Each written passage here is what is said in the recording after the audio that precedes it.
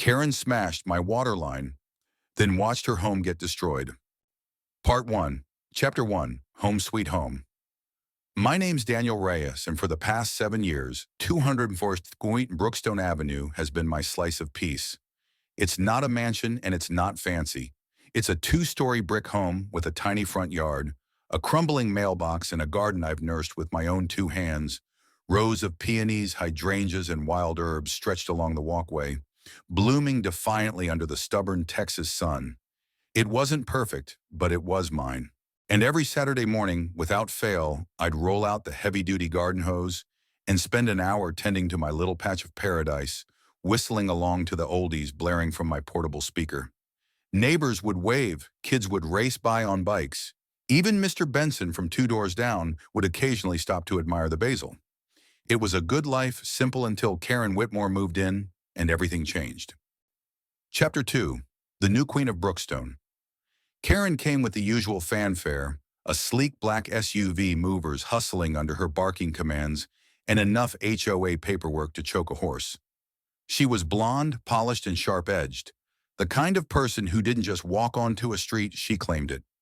Within a week, she filed 3 complaints Mrs. Carter's unruly rose bush that drooped over the sidewalk, the Gonzalez kids' unsightly basketball hoop, my improper use of common water resources, aka my garden hose. At first, I laughed it off. Surely no one could seriously think watering your front lawn was a criminal act. But Karen wasn't joking. Every time she walked her yappy little terrier Pixie, she'd slow down in front of my yard arms. Crossed nose, wrinkled, I could almost hear her thoughts. Messy, wasteful, unnecessary. She never spoke to me directly. Karen was too smart for that.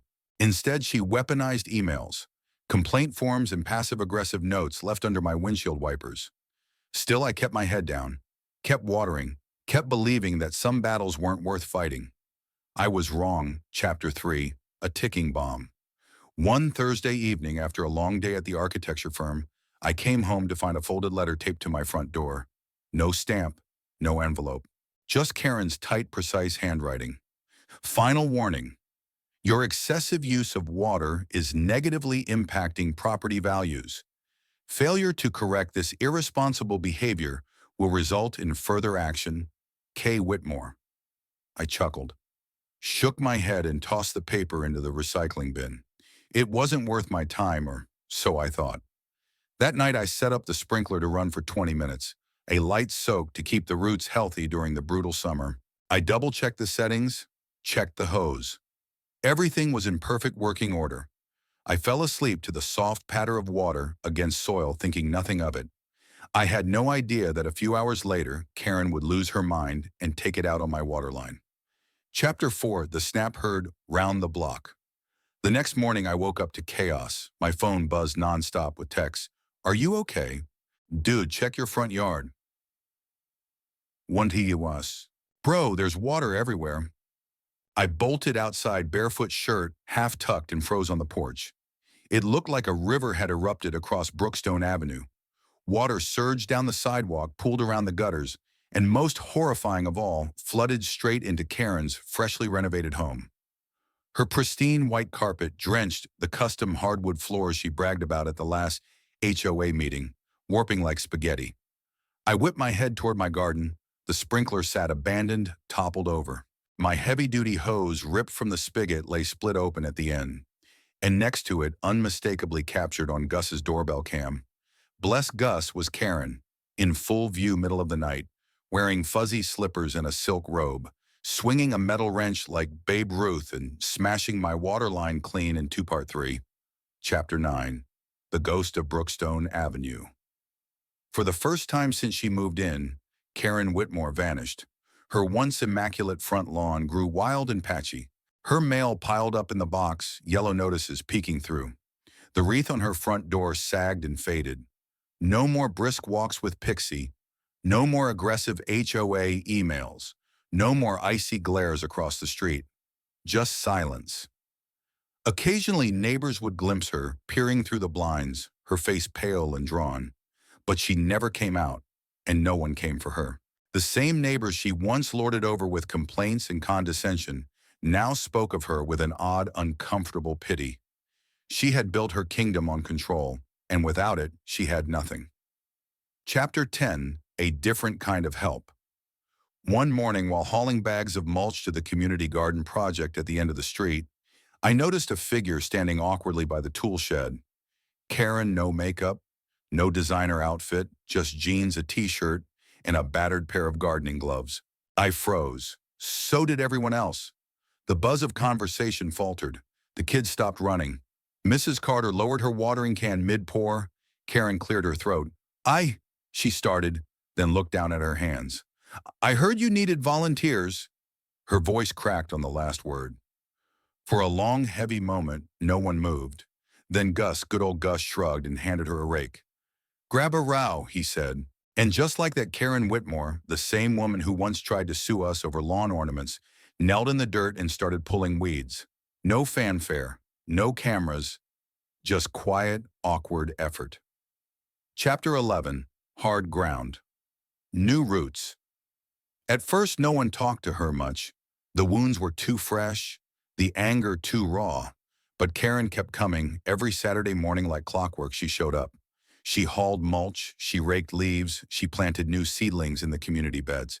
Sometimes the younger kids would hand her water bottles shy and curious.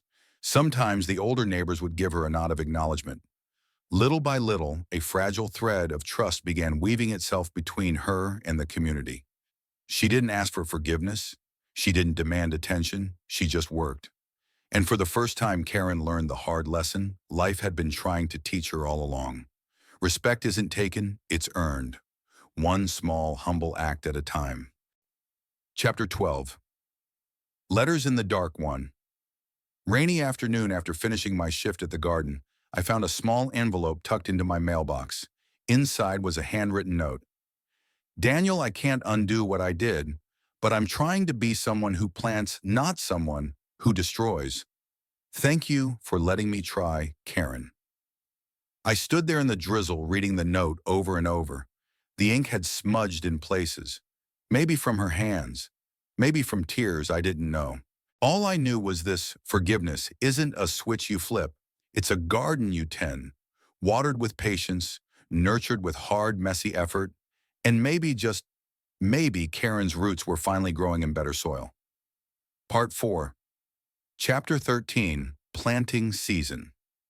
Spring crept back into Brookstone Avenue, with shy blossoms and crisp mornings. The community garden, once a dusty lot full of broken dreams, now buzzed with color sunflowers, reaching for the sky, tomato vines curling stubbornly along their trellises. Rows of carrots poking shyly from the soil. Karen was there every Saturday. Rain or shine. She didn't wear name brands anymore. No wide-brimmed hats, no sunglasses to hide behind. Just an old denim jacket, scuffed boots, and dirt under her fingernails. And every week, the invisible wall between her and the rest of us crumbled a little more. One afternoon, while we were planting a new bed of lavender, little Mia Gonzalez, barely 7 years old, wandered over with a watering can almost bigger than she was. Karen knelt down, helping Mia tip the can without spilling. Mia giggled and Karen laughed too. A real laugh, small and unguarded. That sound, honest and raw, felt like something blooming right there in the dirt. And for the first time I realized, maybe Karen wasn't rebuilding her image. Maybe she was rebuilding herself. Chapter 14, The Invitation. In early May, we planned a big block party to celebrate the garden's official grand opening. Barbecues, games, music, the whole street pitched in. 2 days before the event, a folded piece of paper appeared in my mailbox. No envelope, just Karen's neat, careful handwriting. Daniel, if it's not too much trouble, could I help set up the party? I'd understand if you said no. Thank you, Karen. I read the note twice, heart heavy in my chest. It wasn't just about folding tables or hanging banners. It was about being invited back into something she had torn apart. It was about trust, about hope. I grabbed a pen and scrawled 2 words across the bottom: of course. And when Karen showed up that Saturday, arms full of balloons and napkins and folding chairs, no one stopped her. No one whispered. They just handed her a hammer, a plate of cookies, and a place at the table. Because sometimes the most powerful apology isn't spoken. It's lived. Chapter 15, a new chapter. The party was a blur of color and laughter. Kids chased each other through the rows of vegetables, neighbors swapped stories over grilled burgers. Music floated through the air like an old friend come home. At the center of it all stood the new garden sign, a beautiful wooden arch carved by Gus and painted by the Gonzalez kids. Brookstone Community Garden growing together. And underneath it a smaller plaque, dedicated to those who learn, who change, and who choose to bloom again. Karen stood nearby, wiping her hands on her jeans after planting the last flower bed. She caught my eye and smiled, not the tight, brittle smile she once wore like armor, but something real, something earned. I smiled back. Because forgiveness isn't about pretending nothing happened. It's about choosing to believe that what happens next can still be beautiful. Karen's past wasn't erased. Her mistakes weren't forgotten, but neither was her effort. Her humility, her willingness to plant something new in broken ground, and on Brookstone Avenue under the wide, forgiving Texas sky, something better had taken root. The end.